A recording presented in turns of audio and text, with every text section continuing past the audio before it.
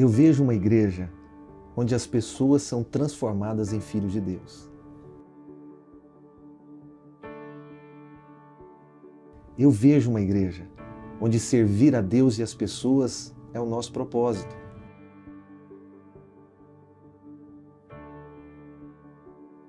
Eu vejo uma igreja onde amar a Deus e as pessoas é mandamento.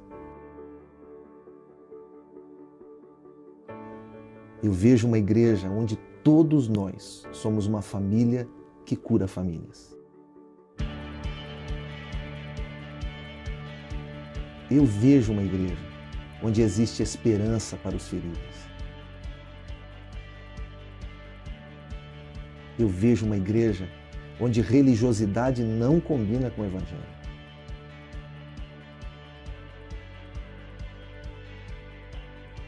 Eu vejo uma igreja onde todos vivem a maturidade da Palavra de Deus pelo Espírito Santo. Eu vejo uma igreja onde dons são usados para edificar pessoas. Eu vejo uma igreja onde a compaixão faz parte da missão. Eu vejo uma igreja onde nossa essência revela nosso caráter e nosso propósito. Eu vejo uma igreja onde a excelência é uma marca em nossas ações.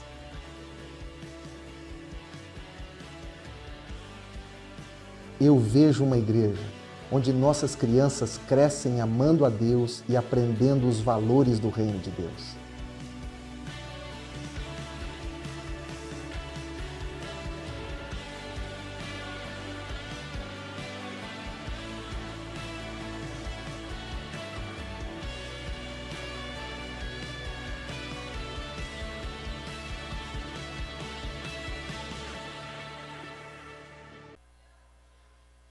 Boa noite, mulheres! Sejam bem-vindas a mais um Encontro Elas. Vou pedir para os meninos acenderem as luzes para a gente. Se você quiser, você pode se assentar. Que alegria poder receber cada uma de vocês aqui nesta noite, para esse tempo especial que o Senhor tem preparado para as nossas vidas.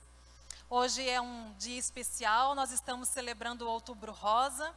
Daqui a pouquinho a gente vai falar um pouquinho sobre isso, mas primeiro eu gostaria de saber se tem alguém que está vindo pela primeira vez aqui nos nossos encontros. Faz um sinalzinho com a mão, sejam bem-vindas, que Deus abençoe a vida de vocês. Olha quantas mãozinhas levantadas, que alegria poder recebê-las aqui na nossa casa. Sempre que quiserem, as portas estão abertas. Todas receberam também uma lembrancinha ao entrar pelas portas? Alguém não recebeu? Faz um sinalzinho com a mão. Ali algumas não receberam, meninas, por favor. Aqui no cantinho também a Marilza. É uma lembrancinha para vocês guardarem este dia na memória de vocês. Depois a gente vai falar um pouquinho sobre isso. O mês de outubro ele é conhecido como Outubro Rosa, que é realmente para chamar a atenção das mulheres, para que elas se cuidem. Né? Todas nós precisamos ter um autocuidado. Nós somos uma pessoa completa, um ser completo. Nós temos um corpo, uma alma e um espírito. E nós precisamos cuidar de todo o nosso ser, para que possamos ser saudáveis. E hoje, em comemoração a esse mês, nós vamos falar de um assunto que é fundamental para a nossa vida. Todas nós, muitas vezes, passamos por momentos difíceis, às vezes carregamos alguns pesos, coisas que vão, às vezes, nos adoecendo. E nós precisamos cuidar, não só do nosso físico, mas também do nosso interior. E hoje nós vamos falar de um assunto extremamente importante, que é sobre a nossa saúde emocional. E para falar de um assunto tão importante, nós temos uma convidada também muito especial, que é a Rebeca. Né? A Rebeca é psicóloga, ela trabalha na área da saúde, então eu acredito que ela tem muito para nos ensinar nesta noite. Não só a respeito das nossas emoções, mas principalmente ela é uma serva do Senhor. Ela vai ministrar nas nossas vidas aquilo que o Senhor tem posto no coração dela. E eu sei que nós vamos sair daqui nesta noite curadas. Nós vamos deixar todo o peso, tudo aquilo que temos carregado, que talvez tenha tirado a nossa paz, a nossa saúde. Nós vamos entregar na cruz do Senhor, porque Ele tem o poder de transformar a nossa vida. Eu queria então chamar a Rebeca aqui. É um privilégio para a gente. Eu sou suspeita para falar, porque eu tenho um carinho muito grande por ela. Eu sei que o Senhor vai usar a vida dela nessa noite. Abra o seu coração. A serva do Senhor tem algo para compartilhar conosco. No final, nós vamos abrir um espaço também para perguntas. Então, se você quiser perguntar alguma coisa, a Rebeca vai poder nos ajudar respondendo. Talvez a sua dúvida seja até respondida durante a ministração. Mas se não, você vai ter essa oportunidade.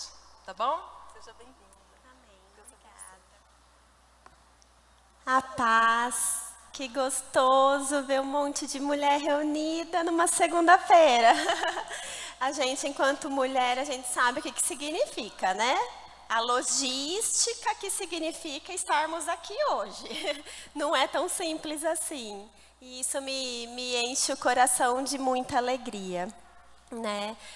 Antes de começar a compartilhar aquilo que o Senhor falou ao meu coração, eu gostaria de fazer uma oração, pedindo para que o Senhor, de fato, venha aqui e que eu seja apenas um instrumento na vida do Senhor, na vida de vocês.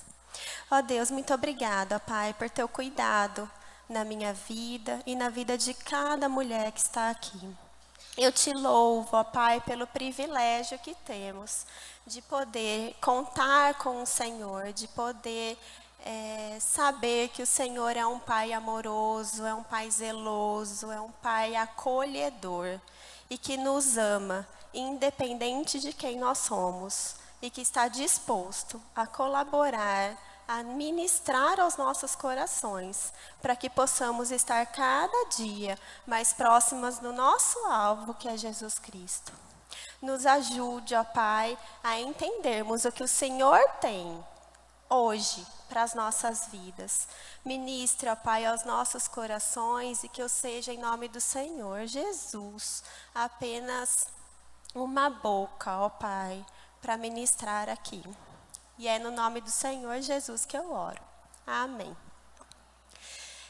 Falar sobre saúde emocional, né, é algo que eu tenho um prazer gigantesco. Amo a minha profissão, então falar sobre saúde emocional é uma delícia para mim. Né? Porém, assim como a Nani falou, né, nós somos corpo, alma e espírito. Né? E não adianta a gente desvincular uma coisa com a outra. Né? Se a gente cuida demais do nosso corpo e esquece da nossa alma e esquece do nosso espírito, nós vamos ter um corpo extremamente saudável e talvez sejamos extremamente infelizes. Né?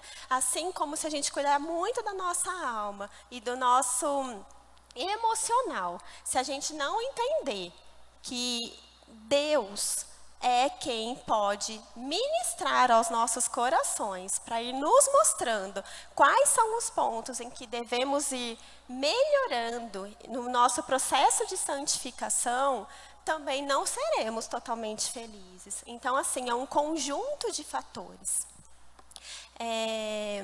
Quando eu falo, né, sobre... Obrigada, Nani. Quando falo sobre saúde emocional, para mim fica muito difícil desvincular, né, o emocional do espiritual. Né? A psicologia é fantástica, né, tem ferramentas fantásticas, né, para trabalhar mesmo, né, essa questão do nosso interior, mas ela é limitada. Ela é humana. Né? E isso traz limitações, como todos nós. E aí é que o divino tem que acontecer. E aí é que a gente tem que entender que a junção desses dois fatores é que vai fazer a total diferença nas nossas vidas.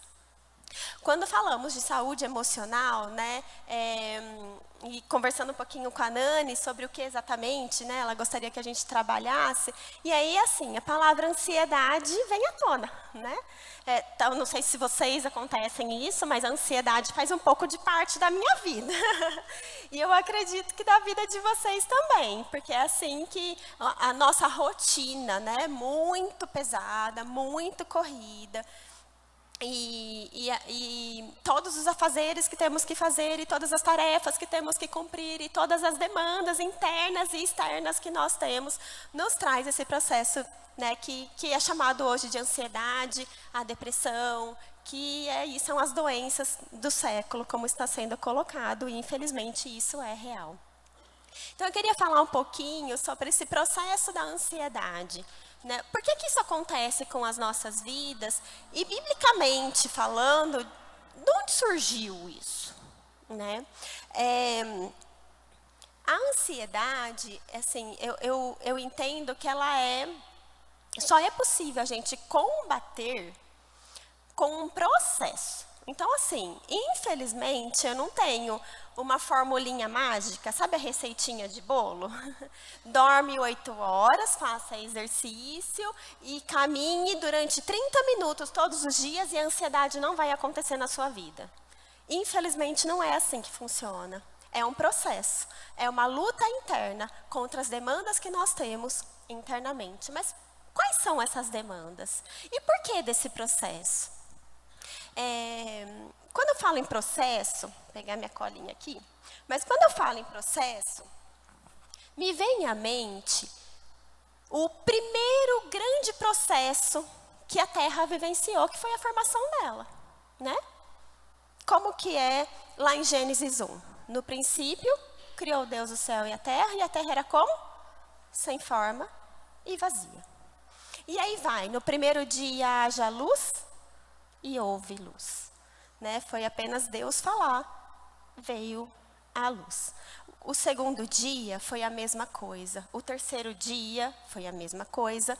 O quarto dia foi a mesma coisa. E o quinto dia foi a mesma coisa. E o sexto dia foi a mesma coisa. E o sétimo dia veio o descanso.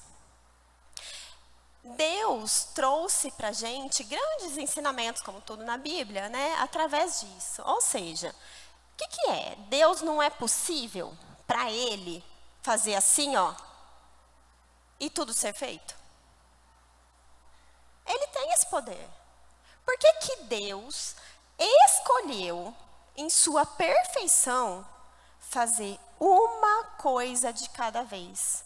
Primeiro dia, segundo dia, terceiro dia, quarto dia, quinto dia, sexto dia, sétimo dia. Eu já estou desesperada só de contar até 7. E é assim que nós somos hoje. Mas Deus, com todo o seu poder de fazer assim, e tudo ser perfeitamente, milimetricamente pronto, Ele escolheu fazer uma coisa de cada vez, olhar e ver que aquilo estava bom. E no dia seguinte, Ele fez, olhou e viu que aquilo estava bom. E assim por diante, até o sétimo dia que Ele descansou, porque Ele precisa descansar, certo? Aí tem outro ensinamento, vamos guardar que a gente já volta nisso. Mas Deus criou o mundo com perfeição em 7 dias. Processo. Não foi de repente. Não foi fórmula mágica, apesar dele poder. Isso é ensinamento para nós, que é um passo de cada vez. Mas não acabou por aí, né? Porque veio a queda, como todos nós conhecemos, e eu quero ler um pouquinho a respeito sobre isso, lá em Gênesis 3, 4 a 6.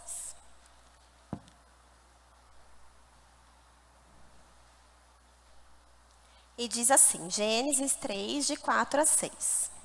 Disse a serpente à mulher, certamente morrerão. Deus sabe que no dia em que dele comerem, os seus olhos abrirão, e vocês, como Deus, serão conhecedores do bem e do mal. Quando a mulher viu que a árvore parecia agradável ao paladar era atraente aos olhos e, além disso, desejável para ela obter discernimento, tomou o seu fruto, comeu e deu ao seu marido, que comeu também. Os olhos dos dois se abriram e perceberam que estavam nus, e juntaram folhas de figueira para cobrir-se. Aqui, eu entendo que é o início da grande ansiedade. Está na queda, está lá no princípio, está lá em Adão e Eva. A Bíblia diz que através de uma mentira da serpente, através de uma enganação, veja aqui, olha, é fantástico, né? Que fala, né, no versículo 6. Quando a mulher viu que a árvore parecia agradável e tal, e desejável para ela se obter o discernimento. A serpente, o inferno, veio para quê? Para trazer a mentira de que nós somos autossuficientes, de que nós não dependemos de Deus e que Deus estava escondendo isso da gente, que Ele queria dominar a gente e que por isso existia esse fruto proibido. E aquilo encheu os olhos. Eu quero esse discernimento para mim. Eu quero esse poder para mim. E nós, assim como Eva, eu falo assim, né, que bom que foi Eva, porque senão seria Rebeca, sem dúvida nenhuma. Porque a gente gosta de controlar, a gente gosta de ter esse discernimento, a gente gosta de ser autossuficiente, porque nós não somos inteligentes. Ponto. É um fato. Porque não tem melhor lugar do que estar diante da presença de Deus, e todos nós sabemos disso. Mas a gente não entrega. E está aqui, na queda, foi onde tudo começou. Quando entendemos que estar com Deus não era mais o melhor lugar. O melhor lugar era onde eu poderia saber o que era o melhor para mim. E aí, a partir disso, veio a desconfiança da verdade que Deus tinha trazido para Adão e Eva, do amor e do cuidado de Deus. Quando vem a desconfiança, vem a busca de uma autonomia distante de Deus. Eu não vou precisar mais de Deus, porque eu vou dar conta de mim. Eu só preciso comer esse fruto. Olha que simples. E a partir daí, o homem entrou em contato, a mulher entrou em contato com uma autoimagem deturpada. Com uma autoimagem que é diferente daquele que, quando, né, Deus criou, juntamente, né, com a Trindade, mas quando Deus criou o homem, a sua imagem e semelhança, na perfeição, o homem vai lá e, através de uma mentira, quebra isso. E a partir daí, vai buscando uma autossuficiência, um distanciamento de Deus e querer um controle da sua própria vida, que nada tem a ver com a criação divina de Deus para as nossas vidas. E aí existe uma lei da física que fala que dois corpos não ocupam o mesmo espaço. E eu brinco que emocionalmente não é diferente. Quando a gente é uma coisa, mas nós queremos ser outra e queremos juntar as duas coisas, não vai caber. Vem sintomas que a gente chama de ansiedade. Nós temos que estar onde Deus quer que estejamos, onde devemos estar, porque aí nós estamos ocupando um único espaço, que é onde Deus quer que estejamos. E ali, no Éden, na queda, começou a ansiedade. Porque se a gente continuar o texto, veja só. Fechou aqui. Se a gente olhar aqui os próximos versículos, de 7 a 13. Os olhos dos dois se abriram e perceberam que estavam nus. Então, juntaram folhas de figueira para cobrir-se. O que é isso? Vergonha. Ouvindo o homem e a sua mulher os passos do Senhor que estavam pelo jardim, quando soprava a brisa do dia, esconderam-se da presença do Senhor entre as árvores do jardim. Mas o Senhor Deus chamou o homem e perguntou: onde está você? E ele respondeu: ouvi os teus passos no jardim e fiquei com medo. Vergonha, medo. Fiquei com medo porque estava nu, por isso me escondi. E Deus perguntou: quem lhe disse que eu estava nu? Você comeu do fruto da árvore da qual proibi comer? E disse o homem: foi a mulher que me deste por companheira que me deu do fruto da árvore e eu comi. E o Senhor então perguntou à mulher: que foi que você fez? E respondeu a mulher: a serpente me enganou e eu comi. O que é isso? Culpa. Não fui eu. A culpa é dele. Não fui eu. A culpa é da serpente. Então a gente já viu aqui vergonha. A gente já viu aqui no Éden, dentro do jardim. A gente já viu aqui vergonha. A gente já viu aqui medo. A gente já viu aqui culpa. A gente vivencia isso no nosso dia a dia? Pra caramba. E esses são um dos grandes principais sintomas da ansiedade. E se a gente continua, e aí eu vou ler versículos específicos, vamos ler o 16, e que aí ele fala: a mulher, ele declarou: multiplicarei grandemente o seu sofrimento na gravidez. E depois fala no 17, e ao homem declarou: visto que você deu ouvidos à sua mulher e comeu do fruto da árvore, maldita é a terra por sua causa, e com sofrimento você se alimentará. O que a gente está falando aqui? Dor e sofrimento. Então vamos lá, a gente já falou de vergonha, medo, culpa, dor, sofrimento. E aí vem o grande mal, a ruptura, o sair do Éden. Então esse espaço já não serve mais para vocês. E é aí que a gente rompe com o Senhor. E quando a gente rompe com o Senhor, a gente está lascado, né?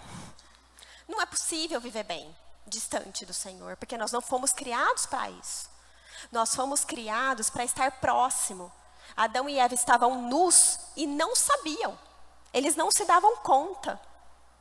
Tamanha a ingenuidade, tamanha a inocência. Lembra aquela inocência, ingenuidade que é para a gente ter para entrar no reino dos céus?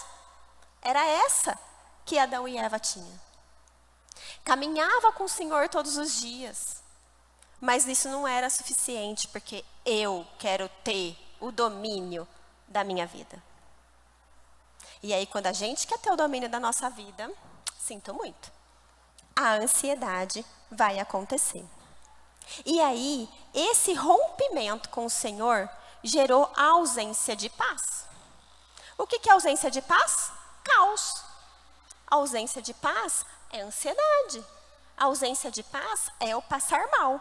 E aí, isso é apenas uma consequência.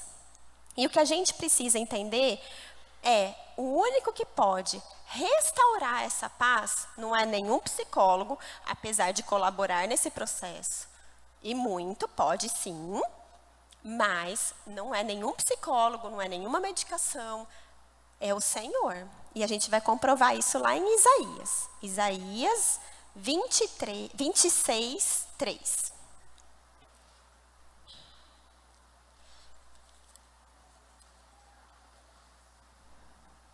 Isaías 26, 3.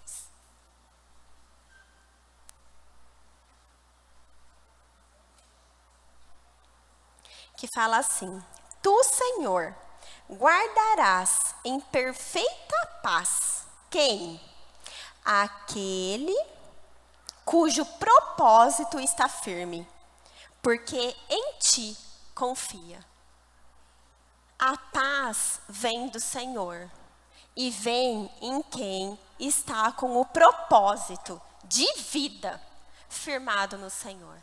Caso contrário, não é possível. Dois corpos não ocupam o mesmo espaço. Duas autoridades também não vão ocupar o mesmo espaço. Se o Senhor é nossa autoridade, a gente está fora. Se a gente está na nossa autoridade, o Senhor está fora. Não ocupa o mesmo espaço. E é esse o cuidado que a gente tem que ter. E quando a gente mantém esse foco, esse propósito no Senhor, é uma promessa, está aqui. Está aqui. Aquele que tem o propósito firme, que confia no Senhor, ele guardará em perfeita paz. Fim. Olha como é simples. né? É tão fácil de entender e tão difícil de colocar isso em prática, e a gente vai conversar sobre a prática também. E assim, o que eu acho, né, Deus na sua grandiosidade e na sua maravilha, Ele é um Deus que nos dá liberdade. E no Salmo 81, a gente não vai abrir lá, mas no Salmo 81, 12, fala assim, está falando do povo, né, de Israel e tal, e fala assim: eu deixei o povo andar na teimosia do próprio coração. Eu falei com eles. Eu disse o que era para ser feito. Mas eles não querem. Vão andar na teimosia do seu próprio coração. E aí a pergunta que eu faço para vocês: vocês querem andar com quem? Com paz que o Senhor pode oferecer, ou na teimosia do nosso próprio coração? Porque o Senhor permite isso. É uma escolha. E esse é o ponto.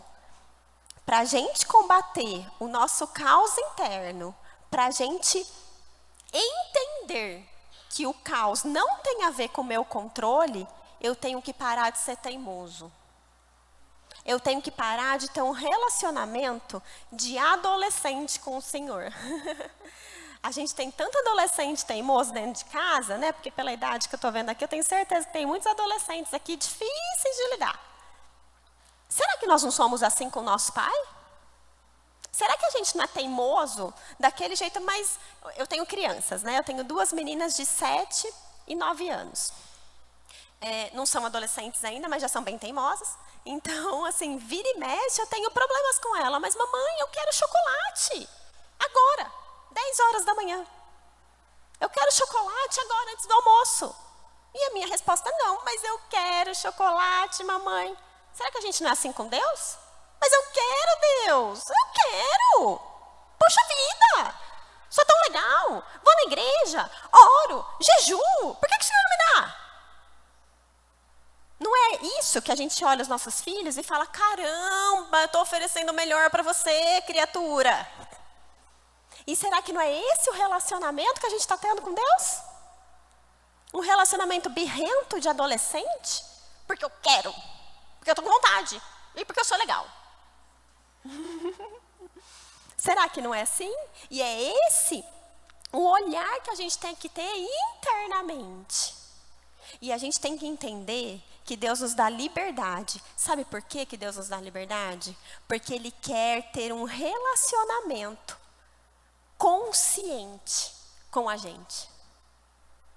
Deus está de braços abertos para nos receber, mas Ele não invade, porque Ele quer ter um relacionamento com seres pensantes, com seres conscientes e que fazem a escolha de estar com Ele. E nós somos seres conscientes, nós somos criaturas à imagem do Senhor. Quais são as escolhas que nós estamos fazendo para caminhar lado a lado com o Senhor? Vamos abrir lá, esse texto eu quero abrir. É Filipenses 4, de 6 a 9.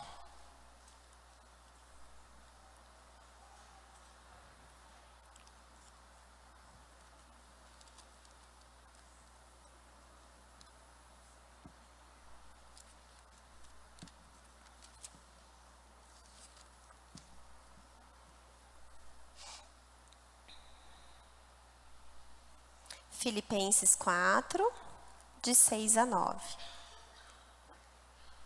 Não andem ansiosos por coisa alguma, mas em tudo, pela oração e pela súplica, e com ações de graça, apresentem seus pedidos a Deus. E a paz de Deus, que excede todo entendimento, guardará o seu coração e a mente de vocês em Cristo Jesus. Ok, já vimos isso. Deus é o Deus da paz. Vamos continuar. Finalmente, irmãos, tudo que for verdadeiro, tudo que for nobre, tudo que for correto, tudo que for puro, tudo que for amável, tudo que for de boa fama, se algo de excelente ou digno de louvor, pensem nessas coisas. Quem que é para pensar? Deus? Nós, seres pensantes, tendo relacionamento com um Deus, e esse relacionamento sendo consciente. Ponham em prática. Quem pôr em prática? Nós, seres conscientes. Ponham em prática tudo o que vocês aprenderam, receberam, ouviram e viram em mim. E o Deus da paz estará com vocês. Outra promessa aqui, ó. Deus quer um relacionamento consciente. Deus não é um Deus que invade. Deus é um Deus que nos respeita e que respeita a nossa tomada de decisão. E a partir daí é que a gente tem que entender que para que a gente tenha um relacionamento consciente com o Senhor, a gente tem que ter uma autodescoberta, nós temos que saber quem nós somos, porque Deus quer ter um relacionamento conosco, com quem nós somos. E quem nós somos? A gente tem que descobrir isso. Também temos que ter uma tomada de decisão, eu quero me relacionar com esse Deus. E além da tomada de decisão, não basta assim, Deus, eu quero, viu? Eu quero, faz a obra. Não. A gente tem que ter uma adesão. A gente tem que estar dentro. Então, nós temos que saber quem nós somos. Nós temos que entender que nós precisamos tomar a decisão. E nós temos que aderir. Nós temos que entrar nesse relacionamento pessoal e consciente com Deus. Então, vamos lá. Autodescoberta. Quem nós somos? Nós somos filhos de um Pai extremamente amoroso. E quantas vezes nós nos sentimos excluídas, humilhadas, mal amadas, não vistas? Dói pra caramba. Mas aí a gente volta para a palavra. Nós somos acolhidos por um Pai que nos enxerga, que é extremamente amoroso e que está conosco todos os dias e em todos os momentos. E se as pessoas ao nosso redor não reconhecem isso, Deus reconhece. Deus está conosco e isso tem que bastar. Esse é o olhar que nós temos que ter internamente. Antes do meu marido me reconhecer, antes do meu filho me reconhecer, antes do meu chefe me reconhecer, eu preciso me reconhecer como filha do Altíssimo, como princesa do Senhor. E não tem melhor autoimagem do que essa. E quando nós entendemos quem nós somos, nós vamos tendo posturas diferentes diante da vida. E a gente vai entendendo que a gente não precisa do elogio do outro. Porque eu sei quem eu sou. Só que, filha do Deus Altíssimo. De um Pai amoroso. E que me reconhece. E que por isso me dá também, através do Espírito Santo dele, a autoridade de reconhecer quem eu sou e os meus atos. E isso pode ser suficiente para mim. E aí eu vou ter uma postura diferente, não mais de coitada, de abandonada, de humilhada, mas uma postura de o Senhor me dá força. Eu dou conta não porque eu posso, mas eu dou conta de tudo aquilo que eu faço, porque eu sou filha de um Pai amoroso que me reconhece, que me honra. Eu não preciso de ninguém terreno me reconhecendo. Porque senão eu estou colocando, entendam, isso é muito importante. Porque senão eu estou colocando quem eu sou na mão do outro.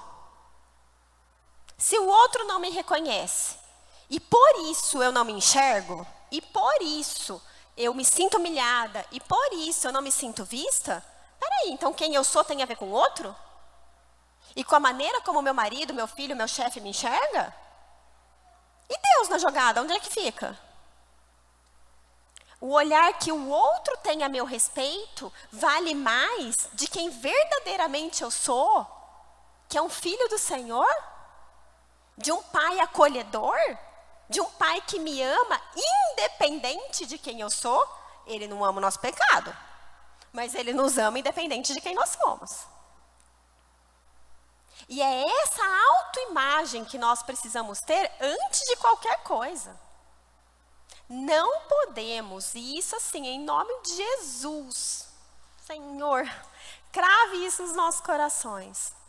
A nossa autoimagem não pode ser colocada nas mãos de mais ninguém do que aquele que verdadeiramente nos fez e que nos reconhece, independente de quem nós somos. Então, essa é a primeira. Então, para a gente ter um relacionamento consciente, a gente precisa ter uma autodescoberta, saber quem nós somos. Nós precisamos tomar a decisão e nós precisamos aderir. Ok, já entendemos. Somos filhos do Deus Altíssimo, de um Pai amoroso, somos princesas aos olhos do Senhor. Glória a Deus por isso. Então, a gente vai tomar decisão. Tomar essa decisão, racionalmente, né? Eu conversando aqui com vocês, ela é óbvia, né? A gente quer caminhar sozinho ou a gente quer caminhar com Deus? Queremos caminhar com Deus. Ok, mas não é tão simples assim. Porque para tomar uma decisão, e toda e qualquer decisão, a gente renuncia um tantão de coisa. Todas as decisões, nós perdemos algumas coisas. E caminhar com o Senhor não é diferente. A gente renuncia, aqui ó, o nosso desejo. Ai, Senhor, mas eu sei tanto o que fazer. Eu conheço tanto meu filho, eu sei o que é melhor para ele. Eu sei trabalhar tão bem nesse lugar. Mas o que nós precisamos entender é que, se nós queremos tomar a decisão de caminhar com o Senhor, então nós vamos renunciar. Nós vamos abrir mão do meu desejo. E vamos combinar que isso é meio difícil da gente fazer. Volto a dizer, não é muito inteligente, né? Porque Deus é perfeito, logo Ele tem plano perfeito, logo a nossa vida é muito mais leve se a gente está no colo do Senhor e sendo dirigido por Ele. Mas nós, pequeninos, falhos, incompetentes, temos muita dificuldade de abrir mão dos nossos desejos, de abrir mão dos nossos anseios, de abrir mão de quem nós queremos ser, nos tornar e caminhar. E aí vem o processo da escolha. Não é tão simples assim. Quando você se reconhece como filho do Deus Altíssimo, você precisa tomar a decisão de escolher. Então, o Senhor reina na minha vida. E não é mais o que eu quero, mas é o que o Senhor quer.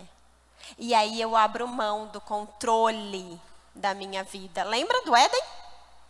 Lembra do fruto? De querer o controle? Não preciso mais do Senhor, eu vou ter o mesmo conhecimento dEle. É exatamente isso que a gente faz todo dia. A gente come do fruto, todo dia.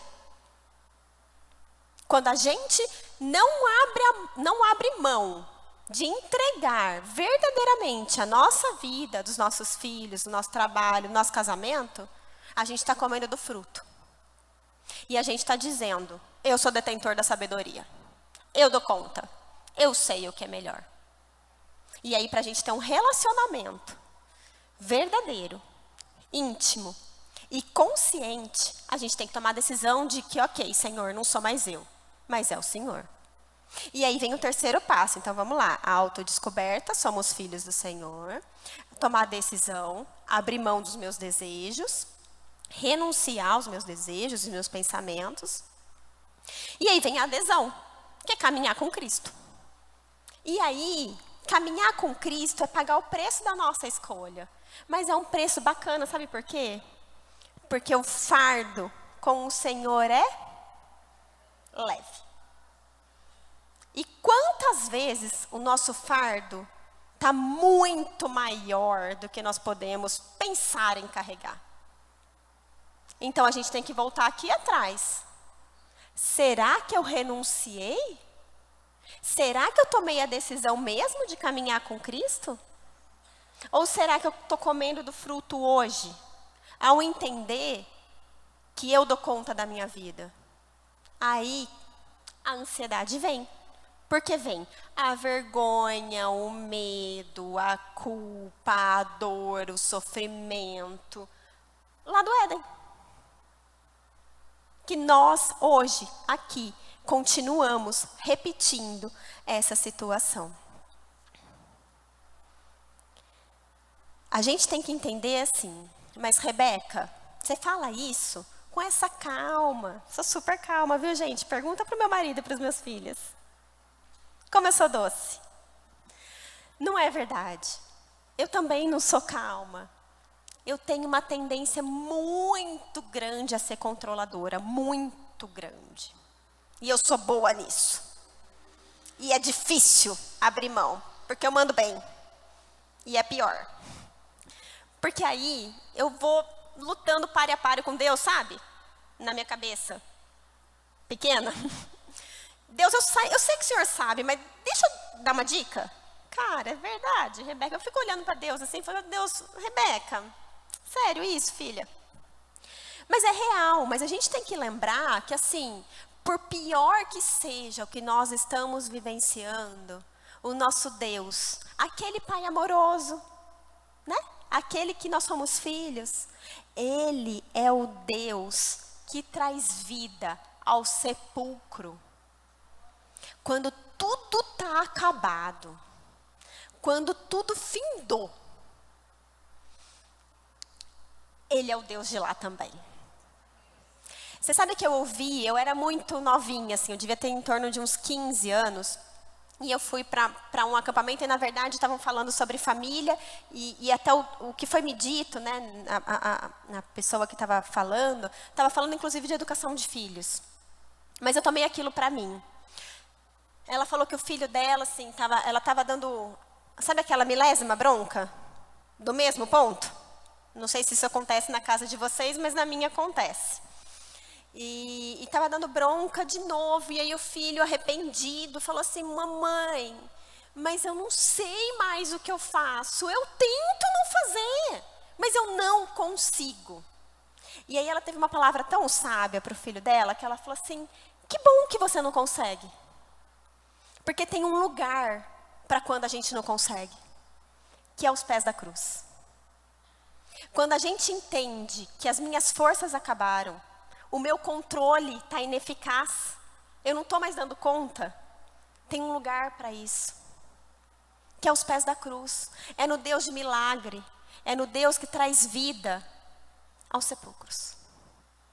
Esse é o Deus. Então não importa o que você está vivendo, não importa se é muito difícil ou se é leve, não importa se seu filho está caminhando por um trilhar de vida ineficaz, não importa se seu casamento está em ruínas, porque é aí que Deus age. Mas Deus vai agir, vamos voltar? Quando que Deus vai agir? Quando eu me reconhecer como filho. Quando eu tomar uma decisão de caminhar com o Senhor de uma maneira consciente. E quando eu aderir a esse relacionamento. Deus está sempre disposto. E nós? Estamos dispostos a caminhar com esse Deus? A abrir mão de um controle, pseudo-controle, né? Porque controle nós não temos. Mas um pseudo-controle, nós estamos dispostos a deixar o nosso filho caminhar e apenas joelho no chão? Apenas joelho no chão? E não estou dizendo de maneira alguma que a gente não tem que conversar com os nossos filhos, discipliná-los e exortá-los, porque a gente tem, essa é a nossa função, né? Mas é joelho no chão, porque a gente tem limite. O nosso casamento, Rebeca, que você não conhece meu marido. Ok. E a Bíblia diz para você respeitar esse marido aí, ó. Porque a Bíblia não diz para respeitar o marido que é bom. Deus não diz para respeitar o marido que... sei lá, que é bacana. O marido que não bebe. Sabe o marido que não bebe? Não, não é esse marido que a Bíblia diz para respeitar. É o marido, ponto. É o seu. Mas Rebeca, você não sabe o que é isso. Ok, mas Deus sabe. Escolha ter um relacionamento pessoal com Ele, porque aí você vai entregar o seu casamento aonde tem solução, que definitivamente não é na tua mão. E na tua mão só vai gerar ansiedade.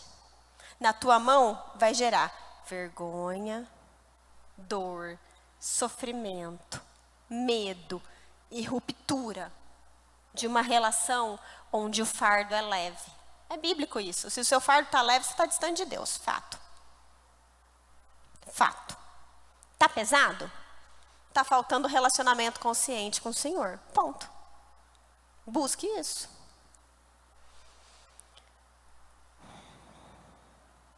A Bíblia diz, no Salmo 23, bastante conhecido: o Senhor é meu pastor e nada me faltará. Se por um acaso eu andar no vale da sombra e da morte, é assim? É uma afirmação. Ainda que vamos andar. Eu não vou tirar ninguém do mundo. Lembra disso, Jesus falando? Mas eu vou os livrar do mal. Nós vamos viver o vale da sombra e da morte. Nós vivemos, nós estamos vivendo, ou nós vamos viver. Mas é um fato, é bíblico. Ainda que eu ande pelo vale da sombra e da morte. Eu vou fazer uma escolha.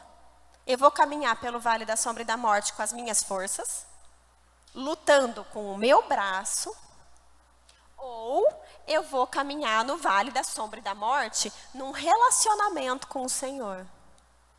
Entendendo quem eu sou, escolhendo esse relacionamento de uma maneira consciente e aderindo a esse relacionamento.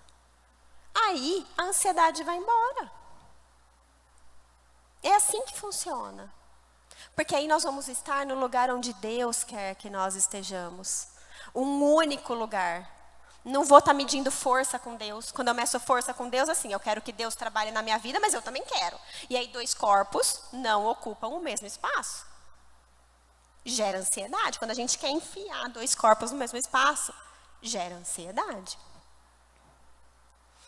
Para tudo isso, antes tem um negócio muito legal que eu fiquei conhecendo aí. A lagosta, ela troca a carcaça dela, né? Exoesqueleto, acho que chama. E por que ela troca? Porque ela vai crescendo. E aquela carcaça fica apertada, pressiona, dói, incomoda. E ela perde essa carcaça. Quando ela perde essa carcaça, ela fica vulnerável. Então, o que ela faz? Ela vai para um cantinho e faz a troca dessa carcaça escondida. Esse é o lugar que muitas vezes nós temos que estar no nosso processo de amadurecimento. Quando a gente está percebendo que nossa carcaça está apertada, está doendo, já não cabe mais, Senhor, eu não estou dando conta. Então tá bom, vai para o seu cantinho e se abra diante do melhor lugar que você pode se abrir, que é aos pés do Senhor. E ali, naquele lugar, vai começar um processo de amadurecimento. Você vai crescer e uma nova carcaça, uma nova estrutura de vida, o Senhor vai dar, muito maior, que vai caber você de uma maneira mais confortável. Mas para isso, veio dor, veio pressão, veio sofrimento. E na vida não é diferente. Temos que entender que diante de dor, pressão e sofrimento, pode ser um cuidado de Deus com as nossas vidas, de entrarmos lá no cantinho do nosso quarto e termos uma profunda e vulnerável relacionamento com Deus. E esse é o melhor dos relacionamentos que nós podemos ter. E para amadurecer, aí a gente volta no processo. Não vem do nada. Lagosta não faz assim, pá. Sai a carcaça e começa a outra. Não é assim que funciona. Demora. Ela fica vulnerável. Ela sente dor. E aí vem uma nova estrutura. Vamos voltar lá no início daqui do que a gente está conversando. Deus criou o mundo em 7 dias. Deus nos ensina que a vida é feita de processo. E nós estamos num momento de vida que é tudo para ontem. Você recebe uma mensagem que se você demorar meia hora para responder, o outro lá do outro lado já está pirando. Porque onde já se viu demorar 30 minutos para responder uma mensagem no WhatsApp? É assim que a gente vive hoje. Receber mensagem de trabalho às 10 da noite, natural. Faz parte. E temos que responder, porque é um absurdo não responder. A gente vive uma vida do imediato. Não é assim que funciona o endereçamento. Deus tem poder para isso. Ele é criativo para fazer isso também. Mas não é assim o processo natural. É um processo. Então, se você está vivenciando um processo de dor, vivencie esse processo aos pés do Senhor. Porque você pode sair daí muito mais fortalecido se você escolher caminhar com o Senhor. E é nessa dor, nesse abrir o coração do Senhor, é que nós podemos mudar os nossos pensamentos. E aí vem uma diquinha. Por que a gente fica tão ansioso? Porque a nossa cabeça, ó, gira a quanto por hora? Zilhões por hora. Quantos pensamentos por segundo a gente tem? Inúmeros. E por que esses pensamentos estão girando a todo vapor? Porque nós queremos solucionar os nossos problemas com qual força? A nossa. Quando nós entendemos que o nosso cuidado é para estar aos pés da cruz, então o nosso pensamento já não tem mais necessidade de caminhar nessa velocidade toda. Tem nome isso, chama síndrome do pensamento acelerado. Hoje tem nome, de tão comum que isso é.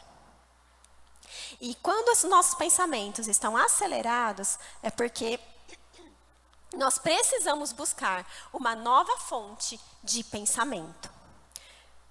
Que também é um processo, claro. E aí vamos ler lá, um texto bem conhecido, Romanos 12, 2.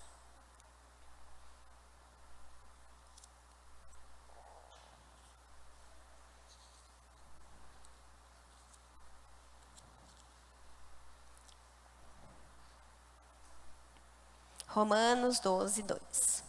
E não se amoldem ao padrão deste mundo, mas transformem-se pela renovação da sua mente, para que sejam capazes de experimentar, comprovar a boa, agradável e perfeita vontade de Deus. Mais uma vez, Deus está disposto, mas vamos lá? A gente não deve se amoldar. Quem não deve se amoldar ao padrão do mundo? Deus? Quem tem que fazer isso? Nós. Mas nós devemos nos transformar. Quem tem que se transformar? Nós. Quem tem que renovar a mente? Nós.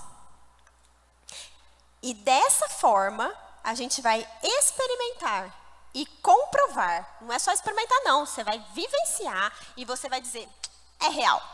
A boa, perfeita e agradável vontade de Deus. Mas isso é a tomada de decisão lá atrás. Eu tenho que renovar a minha mente. Os meus pensamentos estão pensamentos de morte? Os meus pensamentos estão pensamentos de controle? Os meus pensamentos estão pensamentos de tentar solucionar os meus problemas? Eu estou caminhando para ver o futuro? Então, pera um pouco. Eu preciso transformar os meus pensamentos. E tem caminho para isso. Lembrando quem nós somos e temos um relacionamento consciente com o Senhor. Escolhendo e aderindo a esse relacionamento. E isso tudo é um processo. Porque então tá bom, já entendi. Vou mudar o meu pensamento. Plim, não penso mais. Definitivamente não é assim que acontece. É uma luta constante. Aquela luta de carne e espírito, sabe? Que a gente ouve falar bastante. É essa luta que a gente tem que ter. Tem uma frase de Martinho Lutero que fala, que eu acho muito legal. Porque eu acho que ela traduz muito assim essa questão do pensamento. Ele fala assim que a gente não pode impedir que o passarinho voe em cima da nossa cabeça. Não dá pra gente impedir. O passarinho pode voar. Agora, construir um ninho, isso a gente tem como impedir. que eu trago isso para vocês? O primeiro pensamento, sabe aquele pensamento, meu Deus do céu, eu não vou dar conta? Esse primeiro pensamento, eu não tenho como lidar com ele, ele vem. Agora, o pensamento que vem a partir daí, esse eu tenho controle. Esse é o construir o ninho. Eu não tenho como impedir que o passarinho voe, mas construir o ninho, eu tenho. Eu não tenho como impedir que o primeiro pensamento venha. Meu Deus do céu, o meu filho vai se corromper. Esse pensamento eu não tenho como. Meu filho vai se corromper, eu vou proibir ele de sair de casa, então agora ele vai sair. Isso a gente tem como mudar. O meu casamento não vai vingar. Pronto, esse primeiro pensamento a gente não tem como. É o passarinho voando. O meu casamento não vai vingar, mas também olha só o meu marido quem ele também não é digno do meu respeito. Quer saber mais? Vai saber se ele não está aprontando lá fora, e se ele aprontar melhor ainda, porque assim eu já posso me separar. Isso a gente tem como cuidar. Quando vier o primeiro pensamento, quando vier a revoada do passarinho aqui, ó, voando na nossa mente, a gente vai escolher se nós vamos deixar ele fazer ninho ou não.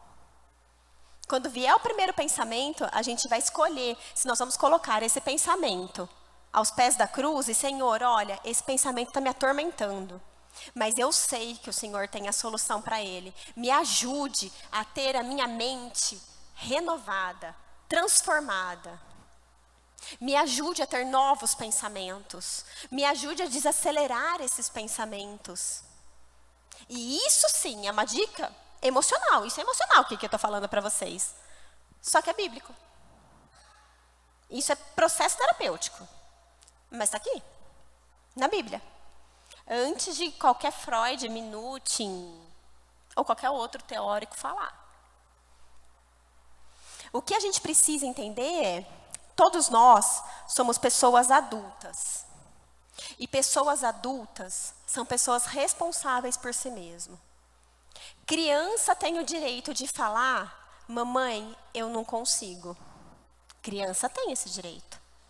Criança está em desenvolvimento e tem o direito de falar assim, eu não consigo, mamãe, fazer diferente, me ajuda? Nós, adultos, perdemos esse direito. O desenvolvimento já aconteceu. Cabe a nós a escolha de fazer diferente. Então, não é assim, Rebeca, eu não consigo. Não. É, Rebeca, eu ainda não escolhi fazer diferente. Porque nós, adultos, somos responsáveis por nós mesmos, porque Deus nos dá capacidade para isso. Façam a escolha que vocês entendem como melhor, porque Deus também deixa caminhar na teimosia do próprio coração. Agora, para a gente entregar verdadeiramente a nossa vida nas mãos de Deus, não é um processo fácil. Porque eu estou abrindo mão da minha vida, estou abrindo mão da vida da minha filha, estou abrindo mão da vida do meu casamento, estou abrindo mão, não é fácil. Mas tem um salmo, é o último, gente, eu fecho. É um versículo tão simples, mas como eu disse, eu tenho uma grande tendência a ser controladora, então falou muito comigo, que é no Salmo 27, 14. Um versículo que é uma bobagemzinha, mas falou demais comigo. Salmo 27, 14. Espera no Senhor, seja forte, coragem, espere no Senhor. Olha que bobagemzinha de versículo, tão simples. Mas Deus sabe que falta coragem nas nossas vidas. Porque somos pequenos. Porque não somos inteligentes o suficiente para dar conta disso. Mas Deus sabe que falta coragem. E aí Ele traz aqui na Bíblia. Espere no Senhor. Seja forte, tenha coragem. Seja audacioso. Espera no Senhor.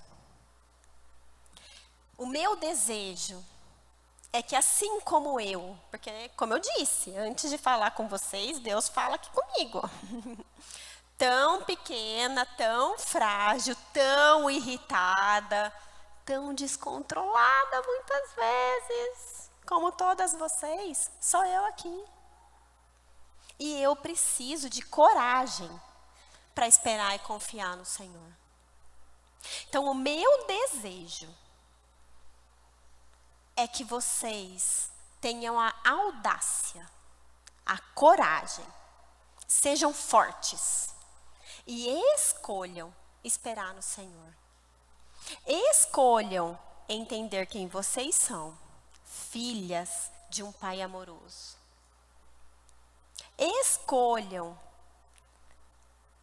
Escolher esse relacionamento, abrir mão dos seus desejos para estar num relacionamento consciente com esse Pai perfeito e amoroso, que nos tornou filhas, porque Ele é misericordioso, só por isso. Escolham aderir a esse relacionamento e então vivenciar um fardo leve, que é quase antagônico, né? Fardo leve, é quase oposto. Mas é assim que é com Deus. Sejam fortes, mulheres. Sejam corajosas. Tenham a audácia de esperar no Senhor. Porque Ele, e só Ele, tem o melhor para a vida de vocês. Porque o nosso coração é enganoso. Vamos fazer uma oração? Entregando as nossas vidas e o nosso relacionamento, e as nossas escolhas, e os nossos pensamentos, e a nossa mente, no altar do Senhor.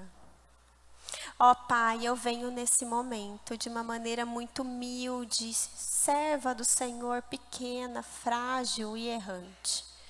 Colocar, ó Pai, no teu altar, o meu coração e o coração dessas mulheres. A minha dificuldade e a dificuldade dessas mulheres. Os meus pensamentos controladores e ansiosos. E os pensamentos controladores e ansiosos dessas mulheres no teu altar. O que eu suplico ao Senhor, ó Pai, é que o Senhor esteja enchendo os nossos corações da coragem, da audácia. Nos ajude a sermos fortes e escolher o Senhor.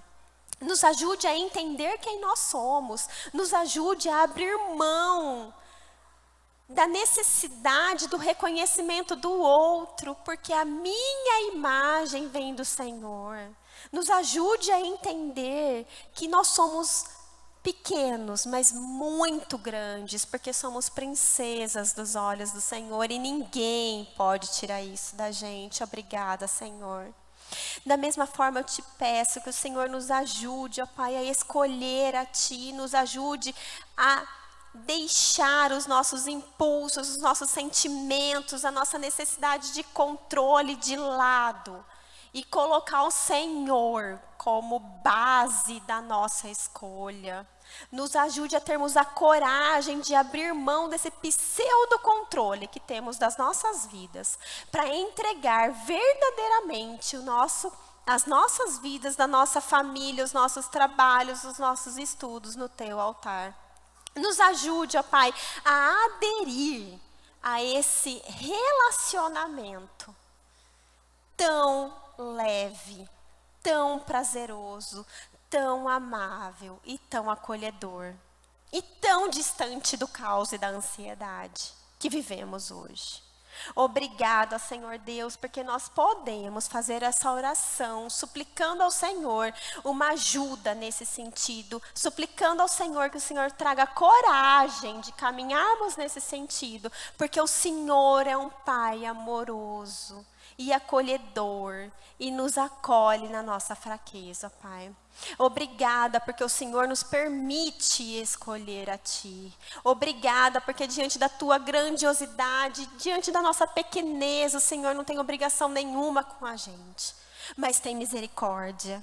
E eu Te louvo por isso. E nos ajude a entender, para que possamos caminhar de uma maneira mais leve, menos ansiosa e menos angustiante, que é a vida que o Senhor tem pra gente, através do Teu Filho Jesus. E é no nome dele que eu oro. entregando as nossas vidas. Amém. E amém.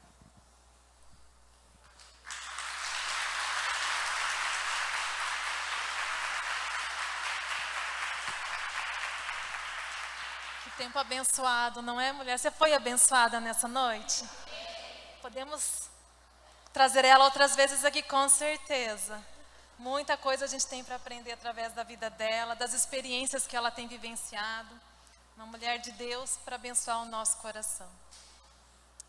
Que Deus te abençoe, Rebeca. Continue abençoando, em nome de Jesus. Eu não sei se alguém gostaria de fazer alguma pergunta, algo assim específico daquilo que ela falou nessa noite. Eu sei que sobre ansiedade, nós mulheres parece que somos naturalmente ansiosas, mas eu não sei se alguém gostaria de fazer alguma pergunta.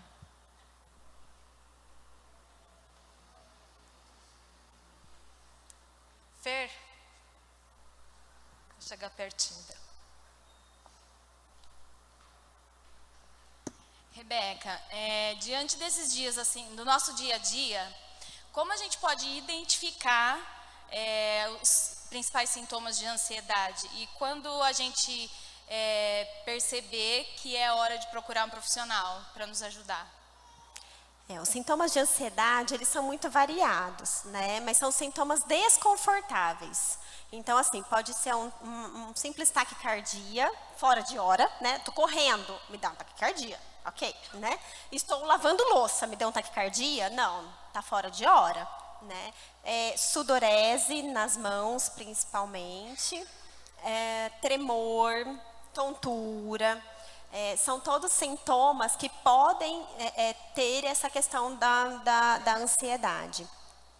Quando procurar uma ajuda? Quando isso está limitando as nossas vidas. Então, assim, quando eu passo a ter medo, por exemplo, eu venho aqui na igreja e esse tumulto aqui está me trazendo um taquicardia. Então, eu fico pensando, devo ir na igreja ou não devo? E isso está limitando a minha vida. A partir desse momento, é importantíssimo ir atrás de uma ajuda profissional. Mas eu vou um pouquinho além. A gente não espera ter um infarto para procurar um cardiologista. Quando nós temos 40 anos de idade, a gente costuma já buscar essa forma de conduta, né, de uma maneira preventiva. Não estou dizendo que deve procurar um profissional necessariamente preventivamente, mas se eu já estou sentindo esses sintomas que estão me trazendo desconforto, eu preciso esperar chegar num tempo em que eu não dê conta da minha vida fluir para então buscar, né? Eu já perdi isso. Se eu vou nos primeiros sintomas e já busco uma ajuda de alguma maneira, evita um sofrimento imenso que a gente vai ter. E a caminhada é muito mais leve de regressão, né, desses sintomas. Então, trabalhar aí de uma maneira quase que preventiva é mais saudável, né? Obrigada. Mais alguém teria alguma pergunta para fazer? Tudo certo, então? Então, se alguém está precisando de alguma ajuda nessa área, eu vou indicar a nossa amiga aqui. Pode procurar ela, certo? Você vai estar em boas mãos. Uma mulher de Deus. Deus te abençoe. Obrigada.